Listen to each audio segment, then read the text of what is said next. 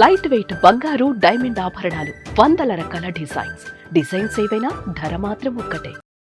సంచారం ఎలా ఉంది, ఈ నవగ్రహాలు గోచార రీత్యా ఎటువంటి ఫలితాన్ని అందిస్తున్నాయి, ఈ విషయాలను తెలియజేసేందుకు మనతో పాటు ఉన్నారు ప్రముఖ జ్యోతిష్య, వాస్తువేదిక్ మరియు దేవి ఉపాసకురాలు అయినటువంటి శ్రీమతి జయప్రద గారు మనతో పాటు ఉన్నారు. అమ్మని అడిగి మరిన్ని విషయాలు తెలుసుకుందాం. నమస్కారం. నమస్తే అమ్మ. శ్రీమాత్రే నమః. అమ్మ, ఇప్పుడు ఈ నూతన సంవత్సరంలో ద్వాదశ రాశుల వారికి నవగ్రహాల సంచారం ముందుగా ఎలా ఉందో చెప్పి ఎటువంటి ఫలితాలను ఇస్తున్నాయో చెప్పిన తర్వాత మనం ద్వాదశ రాశుల గోచార రీత్యా ఎటువంటి ఫలితాలు అందిస్తున్నాయో తెలుసుకుందాం. తప్పకుండా. అయితే ముందు మీకు మీ చూస్తున్న ప్రేక్షకులందరికీ కూడా నూతన సంవత్సర శుభాకాంక్షలు. ఎందుకంటే మనం రాశి ఫలితాలు ఇవన్నీ చూసుకునేది ఎప్పుడు కొన్ని ఏంటంటే ఉగాది చూసుకుంటాం. సో ద్వాదశ రాశులు తెలుసుకోవాలనే ఉత్సాహం అనేది మనకి ఈ మధ్యకాలంలో ఎక్కువైంది. కానీ పూర్వం అయితే ఈ ఉగాది నుంచి మన ఫలితాలు తెలుసుకోవడం. ఎందుకంటే ఉగాది ఫలితాలు ఎప్పుడు నా దేవాలయంలో తెలుసుకుంటే అక్కడ చదువుకునే ఒక మంచి వేదం చదువుకునే వాళ్ళు, వేద బ్రాహ్మలు వీళ్ళతో చెప్పించేవాళ్ళు ఉగాది పంచాంగ శ్రవణం. ఎందుకంటే వాళ్ళ వాక్కుతో ఒకవేళ మిశ్రమ ఫలితాలు ఉన్నప్పటికీ కూడా ఏం కాదు, బాగుంటుంది, బ్రహ్మాండంగా ఉంటుంది అని అంటే వాళ్ళు చేసే తపస్సు వల్ల, వాళ్ళు చెప్పే మాట వల్ల అది నిజంగానే బ్రహ్మాండంగా ఉండేది. ఈ నమ్మకం అనేది అందరికీ పూర్వం ఉండేది. ఇప్పుడు అందరూ మనం ఇలా చూసుకుంటున్నాం, డిజిటల్లో వచ్చేసాం కనుక రాశిఫలాలు తెలుసుకుంటున్నాం, ఇలా ఎప్పుడు పడితే అప్పుడు తెలుసుకుంటున్నాం. అయితే ఏంటంటే ఈ మిశ్రమ ఫలితాలు, మంచి ఫలితాలు ఎవరికి బాగున్నా ఎవరికి బాగోపోయినా మనం అందరం ఏంటంటే భగవంతుడి సేవ, భగవంతుడి మీద నమ్మకము, చేసే పనిలో చిత్తశుద్ధి ఉంటే అన్నీ ఆయన కాపాడుతుంటారు. అయితే ఈ ద్వాదశాలు తెలుసుకోవడం అనేది ఏంటంటే ఒక అడ్వాన్స్డ్ సైన్స్ అనమాట. జ్యోతిష్యం అనేది, జ్యోతిష్యం అంటే ఏంటి, జ్యోతి అనేది వెలుగు. మనం వెళ్ళే దారిలో ఏవేవి ముళ్ళు ఉన్నాయి, ఏవేవి ముళ్ళు లేకుండా ఉన్నాయి, బాగుంది బాగాలేదు తెలుసుకోవడానికి మాత్రమే జ్యోతిష్యం. అందుకని మనం ఈ జ్యోతిష్యాన్ని చూసుకోవడం అనేది తెలుస్తుంది. అయితే ఇవి వర్ష ఫలితాలు అంటాం. అంటే వర్ష ఫలితాలు అంటే శని భగవానుడు, గురువు, రాహు, కేతు వీళ్ళందరూ సంవత్సరంన్నరకి అలా మారుతారు. గురువు సంవత్సరం మారితే రాహు కేతులు 18 నెలలకి మారుతారు. శని భగవానుడు 2.5 సంవత్సరాలు మారుతారు. సో ఈ రాశులు మారడం అనేది ప్రతి సంవత్సరం ఏంటంటే గురువు ప్రతి సంవత్సరం మారుతారు. అయితే అప్పుడప్పుడు గురువుతో పాటు రాహు, అప్పుడప్పుడు శని భగవాన్ మారుతూ ఉంటారు. అయితే ఈ సంవత్సరం ఏంటి, 3 గ్రహాలు ఒకేసారి మారుతున్నాయి. ఎందుకంటే నెలల గ్యాప్లో, రోజుల గ్యాప్లో మారుతున్నాయి.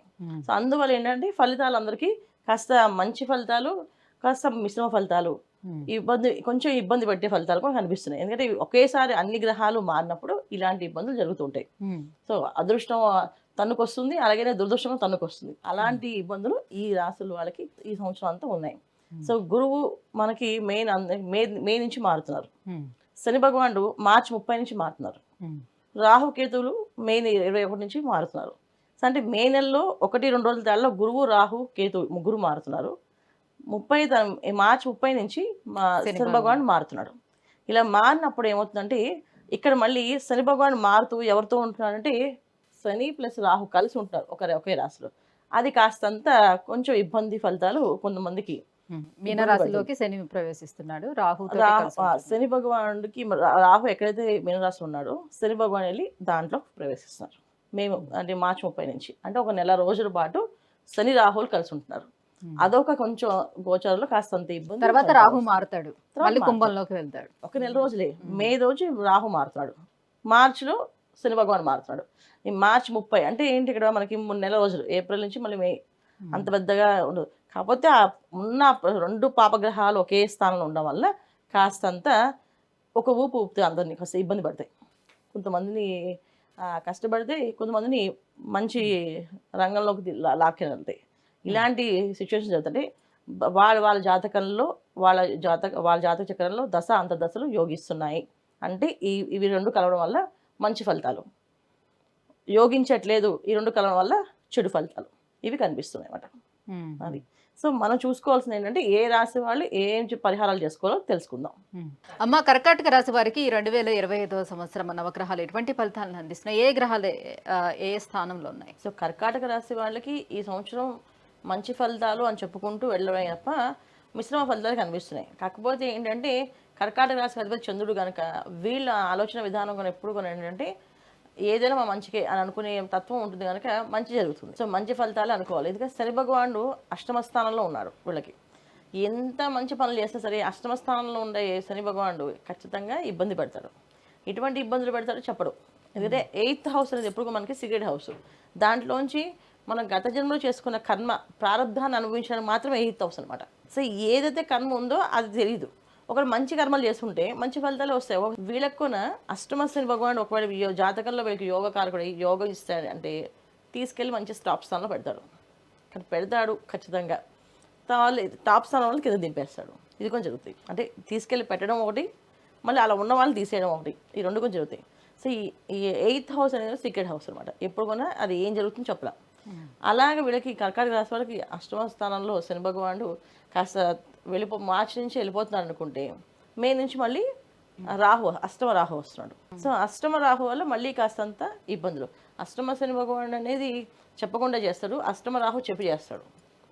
చెప్పి చేయడం అంటే మన ఇమేజ్ డ్యామేజ్ చేయడం కానీ, మనం చేసే పనుల్లో ఆటంకాలు కలిగించడం కానీ, ఆలస్యాన్ని తెచ్చేవడం కానీ, సో చేసే ప్రతిదీ మంచి అయినా సరే అది చెడుగా ఎదుటి వాళ్ళకి కనిపించడం కానీ, మనం చెప్పే మాట మంచిదైనా సరే ఆ ఎదుటి వాళ్ళకి అది తప్పుగా అర్థం అవడం కానీ, ఇలా ప్రతిదీ ఒక్కొక్క పాయింట్ నుంచి తీసుకుని వెళ్తే ప్రతి విషయంలోనే ఆయన వీళ్ళని కాస్త ఇబ్బంది పడతారు.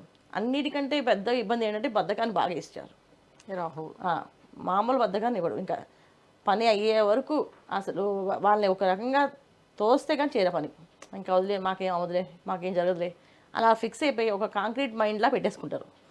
దీని నుంచి బయటపడాలి అంటే చాలా కష్టపడాలి. మే వరకు గురుబలం ఉన్నా మే తర్వాత గురువు కూడా బలం ఉండదు. గురుబలం మే వరకు ఉన్నప్పటికీ కూడా లాభస్థానంలో గురువు యోగ్యాన్ని ఇస్తాడంటే ఏమి ఇస్తాడు? లాభస్థానంలో గురువు వీళ్ళకి మంచిగా, సో వీళ్ళ ఇమేజ్ బ్రాండ్ అన్ని డెవలప్ అవుతుంది. కానీ అష్టమశని భగవాన్ అన్నారు కదా, ఇక్కడ ఏదైతే పాపగ్రహాలు బలంగా ఉంటాయి వాళ్ళ స్థానాల్లో వాళ్ళు బలంగా ఉన్నప్పుడు వాళ్ళవే పనిచేస్తుంటాయి. సో బాగున్నప్పటికీ కాస్తంత ఇబ్బంది. అయితే ఏంటంటే మే వరకు గురువు ఉండడం వల్ల ఏం లాభాలంటే శుభకార్యాలు ఎవరైనా చేసుకోవాలనుకున్న వాళ్ళు, వివాహాలు చేసుకోవాలనుకున్న వాళ్ళు వీళ్ళందరూ కూడా మేలోపు చేసేసుకోవాలి. శుభకార్యాలైనా, వివాహాలైనా, ఏదైనా ప్రారంభోత్సవాలైనా, అంటే వ్యాపారం ప్రారంభోత్సవాలైనా, వ్యాపారం చేసుకోవాలనుకునే వాళ్ళైనా ప్రతి వాళ్ళు చక్కగా మేలోపు చేసేసుకుంటే మంచి ఫలితాలు. అక్కడి నుంచి వచ్చే ఏ ఫలితాలు ఉన్నాయో అవన్నీ వాటికి పరిహారం చేసుకుంటూ వెళ్ళవే. ఇంకా ఎటువంటి పరిహారాలని మరి వీళ్ళు పాటించుకుంటే వీటన్నిటి నుంచి బయటపడే అవకాశం ఉంటుంది? తప్పకుండా. సో కర్కాటక రాశి వాళ్ళు ఈ సంవత్సరం అంతా ఏంటంటే శ్రీశైల క్షేత్రాలను దర్శనం చేసుకోవడం, అక్కడ నిద్ర చేయడం, ప్రతి నెలకి ఒకసారి అమావాస్యకి పౌర్ణమి కానీ ఏదో ఒక రోజు, అంటే నెలలో పౌర్ణమి కుదిరితే పౌర్ణమికి, అమావాస్య కుదిరితే అమావాస్యకి క్షేత్రంలో ఉండి నిద్ర చేసి అక్కడ అయ్యవారికి అభిషేకం, అమ్మవారికి కుంకుమార్చన చేసుకుంటూ వస్తూ ఉంటే కాస్తంత అష్టమరాహు వల్ల వచ్చే ఇబ్బందులు ఉండకుండా, వ్యయంలో ఉండే గురువు వల్ల ఇబ్బందులు రాకుండా కాస్త పాజిటివ్గా పనులు అవుతూ ఉంటాయి. సో ఈ సంవత్సరంతో వీళ్ళు చేయాల్సిందంటే శ్రీశైల క్షేత్రాలను దర్శనం చేసుకుంటూ రావడం. ఎందుకంటే శక్తిపీఠం ఒక శక్తిపీఠం, జ్యోతిర్లింగం రెండు కలిపిన ఒకే ఒక క్షేత్రం మన శ్రీశైలం. సో అమ్మవారిని ఇవన్నీ గురుబలం కావాలి, అలాగే రాహు నుంచి ఇబ్బందుల నుంచి బయటపడడానికి అమ్మవారి బలం కొని కావాలి. సో అందుకని అయ్యవారిని అమ్మవారిని ఇద్దరిని పూజ చేసుకుంటూ ఉంటే ఈ సంవత్సరం అంతా అన్ని పనులు అన్ని సాఫీగా జరుగుతుంటాయి అన్నమాట. ఇది వీళ్ళు చేసుకోవాల్సిన పరిహారం. అమ్మ, ఈ నూతన సంవత్సరం కర్కాటక రాశి వారికి ఎలా ఉండబోతుంది? ఎటువంటి పరిహారాన్ని పాటించుకుంటే మరింత యోగదాయకంగా ఉండబోతుంది? ఈ విషయాన్ని తెలియజేసినందుకు ధన్యవాదాలు. నమస్తే అమ్మా. శ్రీమాత్రే నమః.